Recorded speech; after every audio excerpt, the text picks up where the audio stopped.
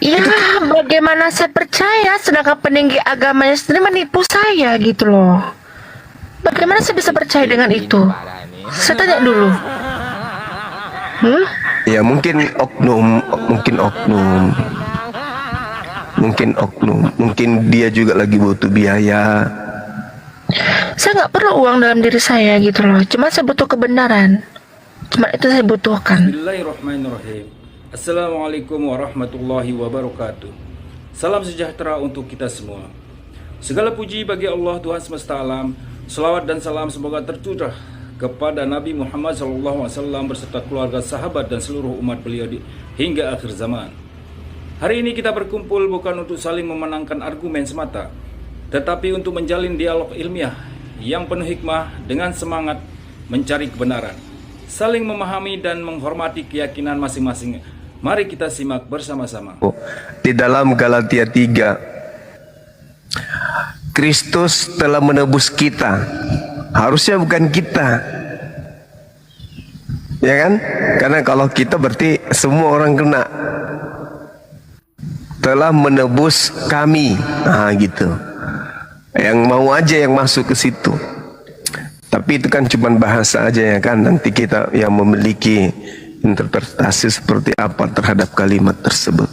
Yang pasti Olan mungkin masih kecewa ya dengan pastornya sampai dia mengungkapkan kata-kata itu, kalimat itu dengan mengatakan percaya kepada Allah adalah Tuhannya juga, percaya kepada Nabi Muhammad juga adalah nabinya gitu.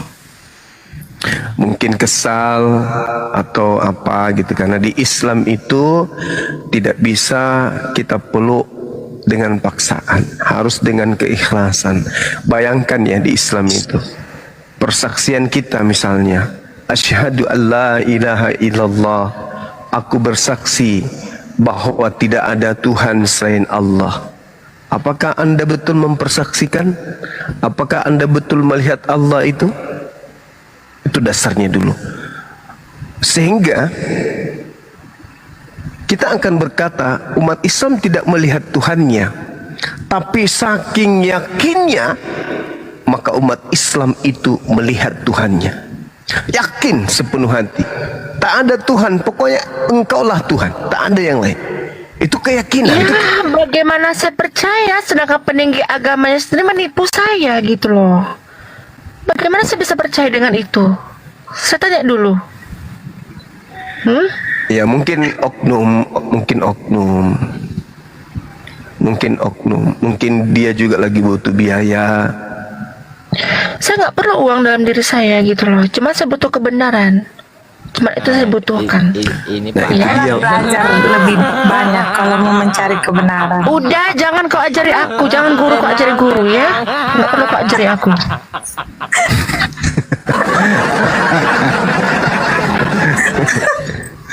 Ya mungkin kecewa itu oknum. Iya, saya cuma bilang gini. Saya cuma bilang gini.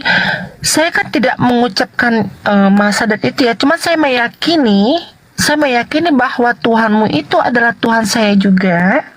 Bahwa nabimu itu adalah nabi saya juga. Udah, saya cuma mengucapkan itu aja, nggak lebih dari itu. Udah cukup. Iya. Nah, orang dalam hidup itu ada yang disebut iman. Iman itu bertumbuh. Iman bertumbuh artinya iman yang dibarengi dengan pengetahuan, iman yang dibarengi dengan akal sehat.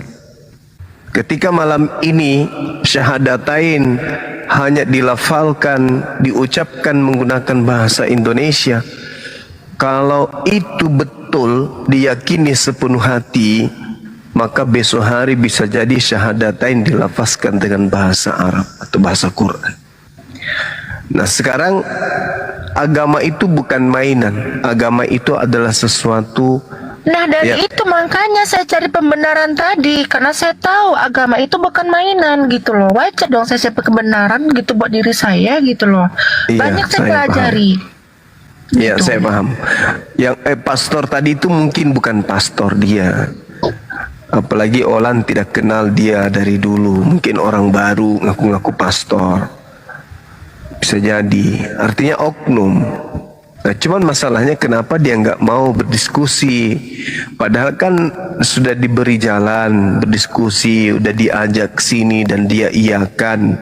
Kenapa sekarang dia nggak mau gitu berdiskusi? Apa alasannya Iya. katanya? Tunggu dulu ya, intinya gini ya, Bang Zuma, gini. Iya. Saya punya pertimbangan dalam diri saya ya. Cuma kalau untuk mengucapkan yang abang bilang tadi itu, Islam harus mengucapkan yang 2 kali syahadat itu, ya mungkin saya belum bisa. Saya punya pertimbangan. Cuman gini, tapi saya meyakini, ya, saya meyakini bahwa Tuhan Allahmu itu adalah Allah saya, dan saya meyakini yang kamu yakini Nabi kamu yang buta huruf itu adalah Nabi saya juga. Udah saya meyakini itu. Kenapa beberapa hari ini dan hampir 1 minggu lebih saya mencari kebenaran, ya ada saya temuin itu walaupun beberapa persen lah itu gitu kan. Nah, cuman saya meyakini itu Tuhan itu Tritunggal yang kamu bilang itu sih. Ya, Masya Allah. Ya, syukur Alhamdulillah.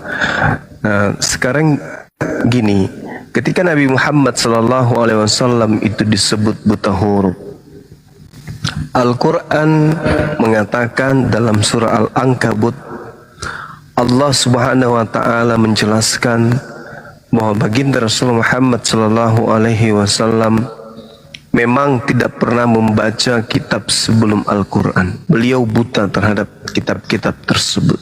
Wa ma kunta tatslu min qablihi min kitaba wa la takhuttu biyaminika idzal lartaba mubtilun. Engkau wahai Nabi Muhammad tidak pernah membaca sesuatu kitab sebelum Al-Quran, dan engkau tidak pernah menulis sebuah kitab, dan sekiranya engkau pernah membaca dan menulis, niscaya ragulah orang-orang yang mengingkarinya. Nah, kenapa Nabi Muhammad itu bisa memberikan pengajaran berupa Al-Quran? Al-Quran itu ada rukun iman, ya, ada rukun Islam, rukun-rukunnya, tata cara ibadahnya, semuanya, fikihnya ada, semua dipelajari dalam Al-Quran. Bersumber dari satu orang saja, yaitu baginda Rasulullah Muhammad SAW. Dia tidak pernah belajar, tidak mengerti sejarah, tidak pernah ke Roma, tidak pernah ke Yunani, tidak pernah ke Yerusalem untuk mengkaji, mempelajari kemudian kitab-kitab terdahulu. Tapi seketika dia mendapat ilham, itu yang disampaikan, dihafalkan oleh para sahabatnya, dituliskan oleh para sahabatnya, sampai hari ini terjaga. Isinya, apakah ada yang bertentangan dengan zaman? Tak ada. Seperti poligami tadi, apakah bertentangan dengan kehidupan kita sebagai manusia? Tak ada. Sebagai manusia hidup di zaman modern, apakah Al-Quran tak bisa lagi dipakai? Tidak bisa. Tetap saja Al-Quran berangkulan dengan akal manusia.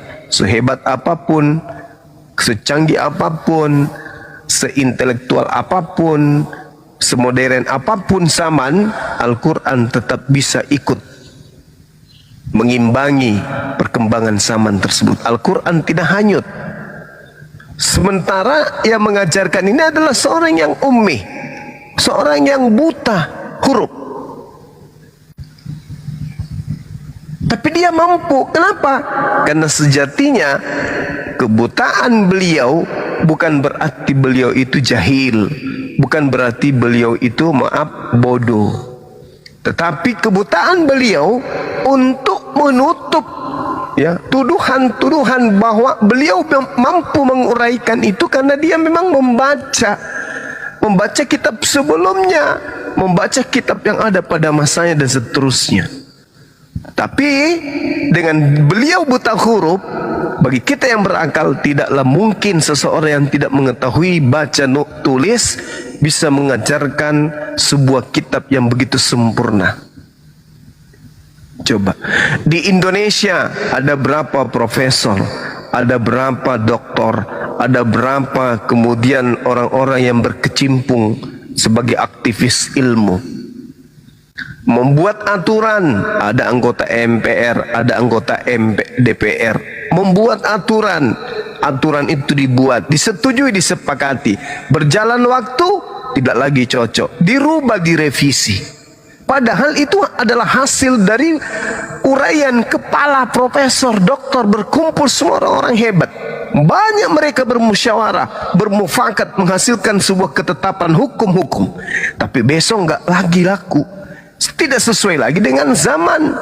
Ini profesor loh, berkumpul dengan berbagai macam alat pendukung. Mereka memutuskan satu perkara, tetapi perkara yang mereka putuskan, berjalannya waktu sudah tidak sesuai dengan zaman. Padahal hidup di zaman modern. Musim gugur belum datang, musim buah juga belum berganti.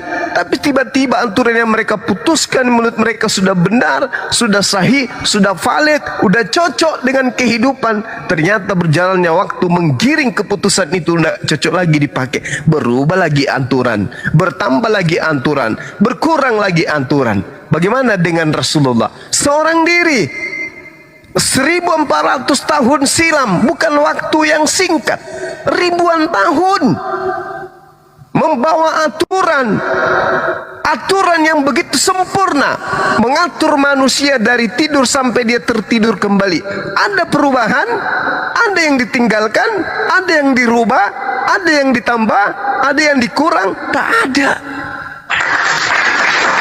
Ini manusia atau bukan sih?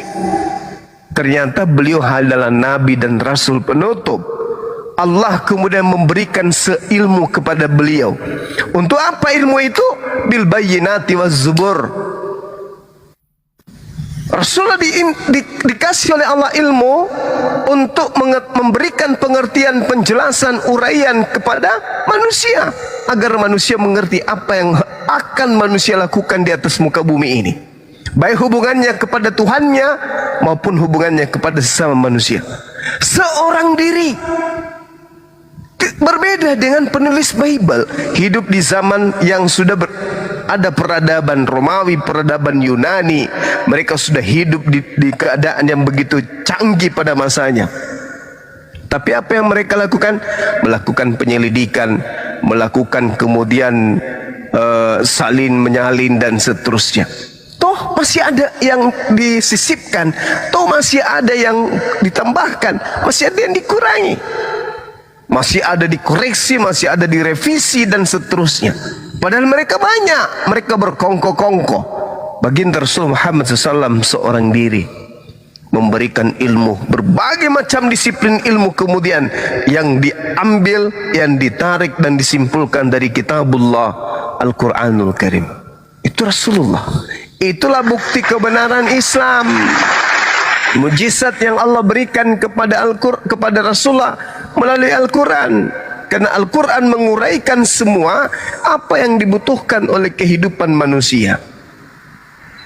Maka mujizat satu-satunya yang masih ada di atas muka bumi ini hanya Al-Quran.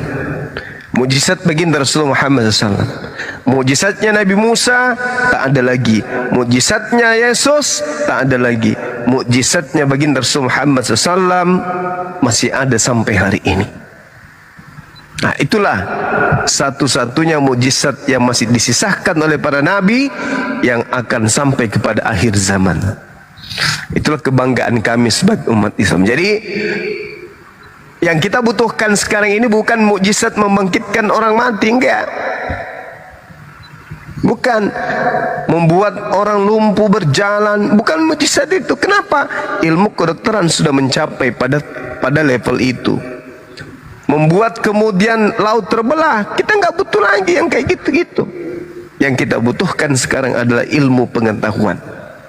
Di mana itu?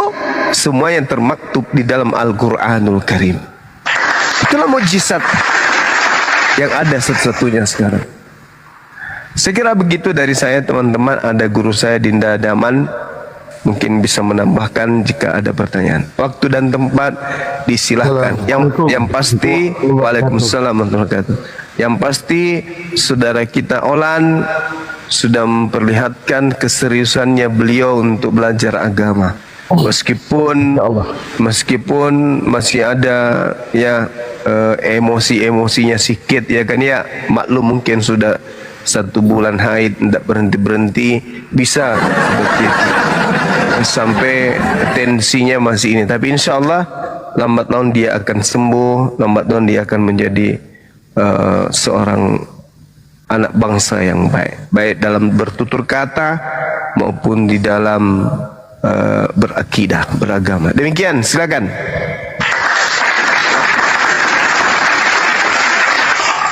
Assalamualaikum warahmatullahi wabarakatuh. Ya, lanjut dulu. Ya, tapi ada beberapa, tapi nanti saja. Karena lagi ada Kak Meriati juga di sini. Dilanjut dulu, Ustaz Alif dan yang lain. Oke, makasih Bang Sumat. Terima kasih penjelasannya. Satu lagi Bang. Kan ini tadi rentetannya dari poligami langsung ke nabi-nabi, mujizat dan lain sebagainya. Dalam Muslim itu, halo Bang. Iya, lanjut. Dalam Muslim itu kan nabi-nabi itu sudah diberikan job masing-masing ya, seperti itu. Nah, Semoga pertemuan ini menjadi wasilah untuk menambah ilmu, memperluas wawasan dan mempercepat ukhuwah kemanusiaan di tengah keberagaman kita. Terima kasih atas perhatian Anda. Wassalamualaikum warahmatullahi wabarakatuh. Salam damai sejahtera untuk kita semua.